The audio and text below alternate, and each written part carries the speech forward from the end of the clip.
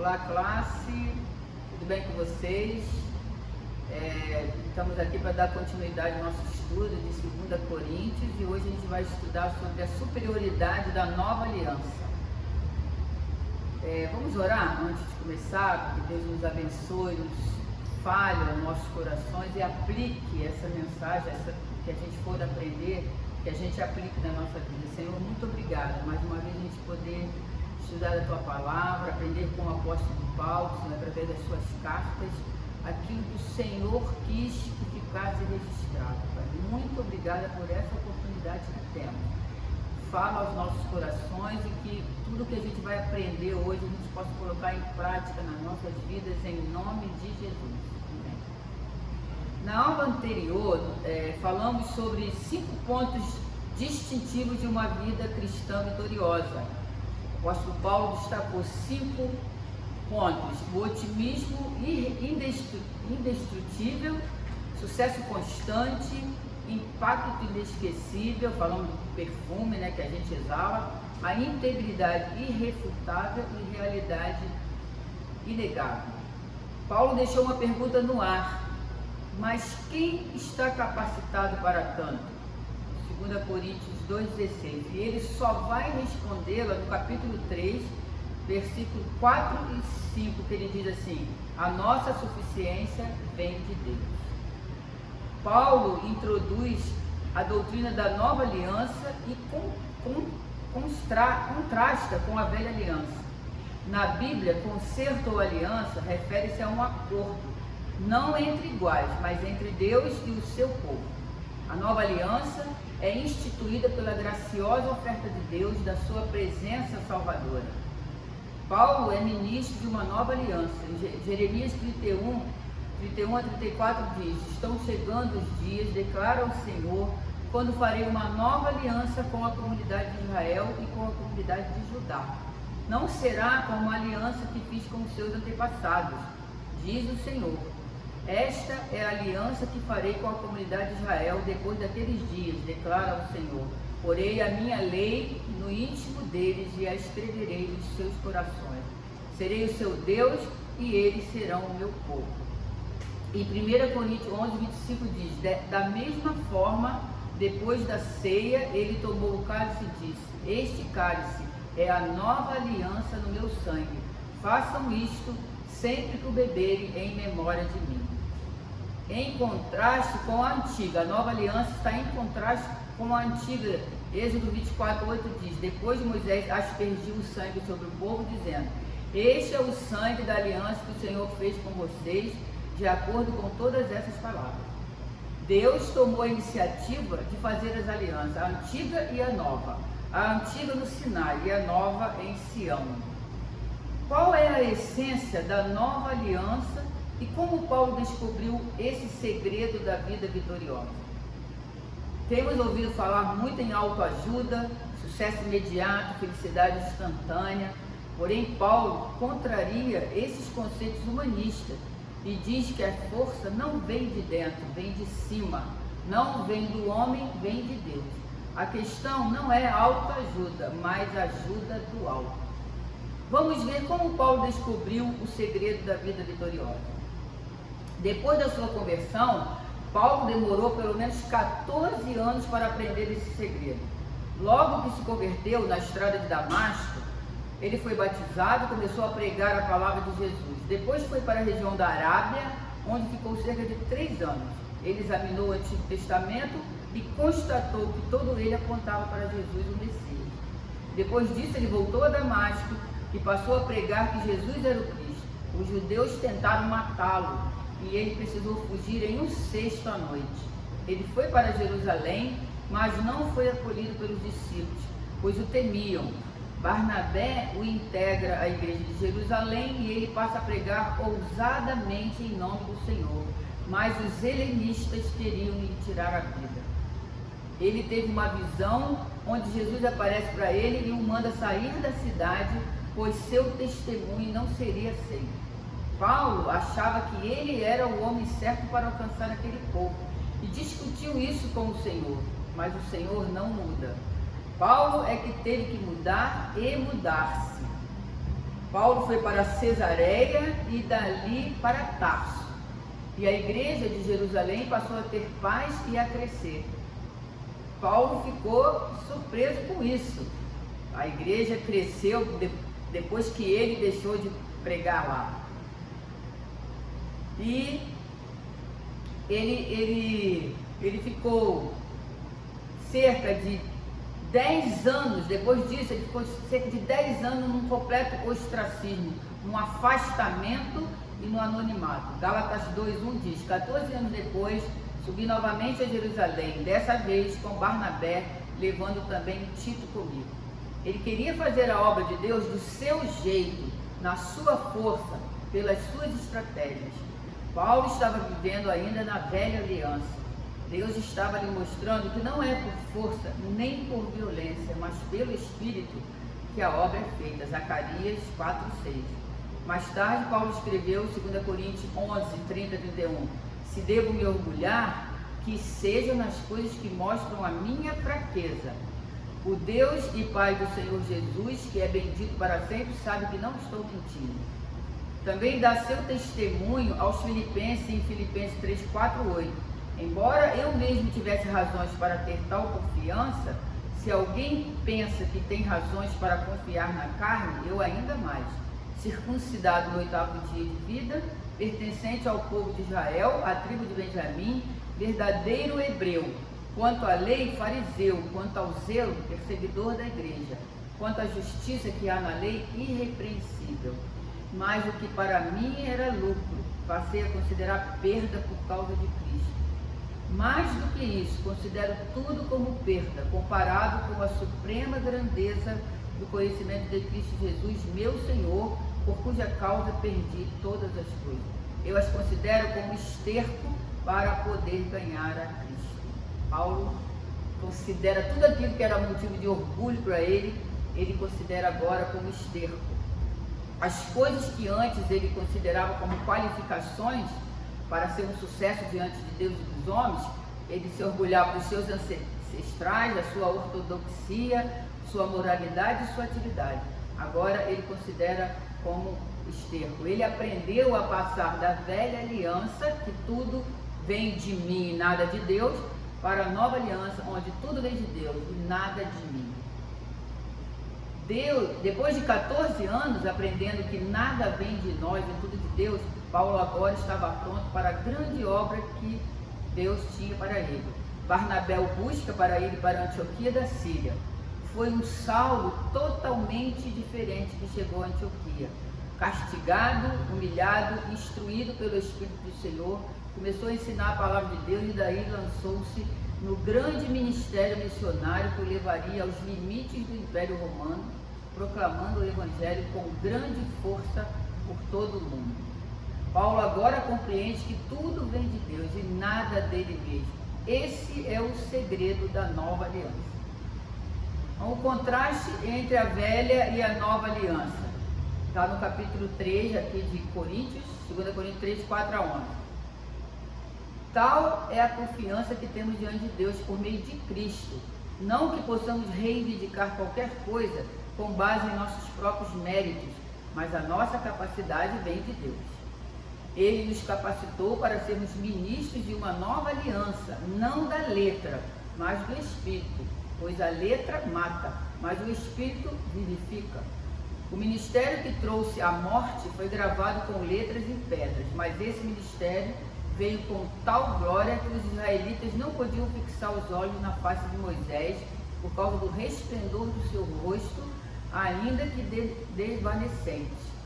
Não será o ministério do Espírito ainda muito mais glorioso? Se era glorioso o ministério que trouxe condenação, quanto mais glorioso será o ministério que produz justiça. Pois o que outrora foi glorioso, agora não tem glória, em comparação com a glória insuperável. E se o que estava se desvanecendo se manifestou com glória, quanto maior será a glória do que permanece. Agostinho escreveu: agiremos com falta ao Antigo Testamento se negarmos que ele provém do mesmo Deus, bom e justo, que o Novo. Por outro lado, interpretaremos mal o novo se pusermos o antigo em seu mesmo nível. Vamos ver 4 importantes contrastes entre a velha e a nova aliança que o apóstolo faz. Primeiro, tábuas de pedra e tábuas de carne. Versículo 3 fala: vocês demonstram que são uma carta de Cristo, resultado do nosso ministério, escrita não com tinta, mas com o Espírito do Deus vivo, não em tábuas de pedra, mas em tábuas de corações humanos. A nova aliança é assim, é escrita nos nossos corações. A velha aliança foi dada na tábua de pedra. A velha aliança foi um código de leis escrito em tábuas de pedra fora de nós. A nova aliança é a própria palavra de Deus escrita em nossos corações, ou seja, dentro de nós. A velha aliança se relaciona com pedras, com coisas. A nova se relaciona com corações, com pessoas. Na velha aliança, esforçamos-nos para fazer o melhor para Deus. Na nova aliança, Deus faz tudo por nós. Ele tira nosso coração de pedra e nos dá um coração de carne. Deus mesmo muda o nosso interior, escreve sua lei em nossos corações e nos capacita a obedecê-la. Ele mesmo opera em nós, tanto o querer quanto o realizar. Filipenses 2:13. Segundo, ministério de morte e ministério do Espírito. Lá a gente leu, de 7 a 8, que o ministério da antiga aliança era de morte. A velha aliança, gravada com letras em pedra, é chamada por Paulo de ministério da morte. Isto porque a lei revela o pecado, mas não o tira. A lei condena, mas não absolve. O problema não é a lei, ela é santa, justa e boa. Romanos 7, 12, 14 fala: de fato a lei é santa e o mandamento é santo, justo e bom. Sabemos que a lei é espiritual. Eu, contudo, não sou, pois fui vendido como escravo ao pecado. A lei, ela é santa, justa e boa, mas o homem é rendido ao pecado, é escravo do pecado, não pode satisfazer as demandas da lei. A lei é inflexível e não inocenta o culpado. Êxodo 34, 7 diz: quem mantém o seu amor a milhares e perdoa a maldade, a rebelião e o pecado, contudo não deixa de punir o culpado. Segundo a lei, a alma que pecar, essa morrerá. Ezequiel 18:4. Então, a lei, ela condenava a morte, Nós estávamos condenados à morte. A lei exige perfeita obediência e pronuncia sentença de morte para o desobediente. Em Romanos 7:10 o apóstolo Paulo fala: descobri que o próprio mandamento destinado a produzir vida, na verdade produziu morte. Embora Levítico 18:5 diz: obedeçam aos meus decretos e ordenanças, pois o homem que os praticar viverá por eles. Embora esse texto possa prometer a vida a quem guardar a lei, Paulo sabia que ninguém conseguiria guardá-la e que a lei só poderia pronunciar um veredito de morte sobre o transgressor. Você podia guardar toda a lei, mas se tropeçasse em uma só, você era culpado dela toda. Porque a letra mata, No versículo 6 ele fala: ele nos capacitou para sermos ministros de uma nova aliança, não da letra, mas do Espírito. Pois a letra mata, mas o Espírito vivifica. O código escrito, a lei, mata quando usa de modo impróprio, quando usada de modo impróprio, isto é, como um sistema de regras que devem ser observadas a fim de estabelecer a autorretidão do indivíduo. Romanos 3, de 10 a 18 e 20 diz: como está escrito, não há nenhum justo, nenhum sequer, não há ninguém que entenda, ninguém que busque a Deus. Todos se desviaram, tornaram-se juntamente inúteis. Não há ninguém que faça o bem, não há nenhum sequer. Suas gargantas são um túmulo aberto, com suas línguas enganam. Veneno de serpentes está em seus lábios, suas bocas estão cheias de maldição e amargura, e vai por aí afora. Não coloquei nem tudo, todos os desvios que o homem pratica. Usar a lei dessa forma inevitavelmente conduz à morte.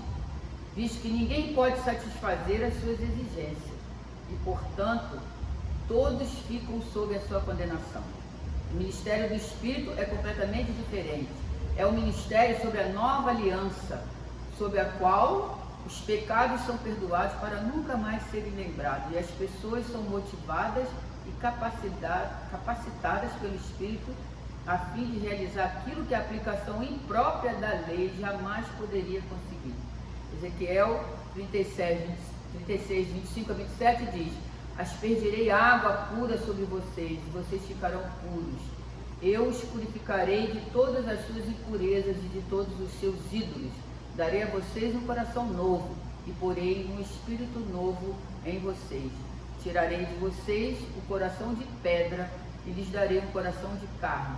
Porei o meu espírito em vocês e os levarei a agirem segundo os meus decretos e a obedecerem fielmente às minhas leis. Que maravilha, né? O Senhor muda o nosso coração, coloca o seu espírito e nos leva a agir como Ele quer. Né? Não somos nós, né? Tudo vem dele.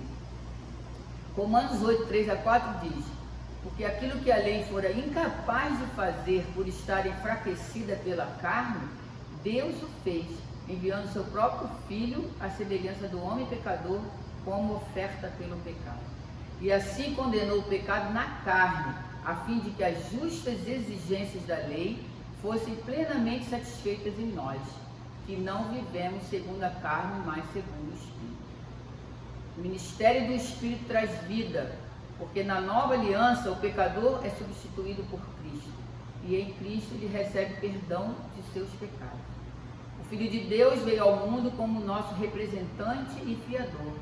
Quando ele foi à cruz, Deus lançou sobre ele a iniquidade de todos nós. Isaías 53, 6. Ele foi feito pecado por nós. 2 Coríntios 5, 21 fala: Deus tornou pecado por nós aquele que não tinha pecado, para que nele nos tornássemos justiça de Deus. E maldição por nós. Ele se tornou maldição por nós. Gálatas 3,13 fala: Cristo nos redimiu da maldição da lei, quando se tornou maldição em nosso lugar. Pois está escrito: maldito todo aquele que for pendurado no madeiro. Ele foi ferido e traspassado pelas nossas transgressões. Quando estava suspensa entre a terra e o céu, o próprio sol cobriu o seu rosto e houve trevas sobre a terra. Ele bebeu sozinho todo o cálice da ira de Deus contra o pecado. Então, vitoriosamente, pegou o escrito de dívida que era contra nós, rasgou-o, anulou-o, encravou-o na cruz e bradou: está consumado. João 19, 30. Cristo morreu a nossa morte para vivermos sua vida. Pela morte de Cristo temos vida abundante e eterna. O ministério do Espírito é aplicar em nós os benefícios da redenção de Cristo. Terceiro, o ministério da condenação e o ministério da justiça. No capítulo 3, 9 e 10 fala: se era glorioso o ministério que trouxe condenação, quanto mais glorioso será o ministério que produz justiça. Pois o que outrora foi glorioso, agora não tem glória, em comparação com a glória insuperável.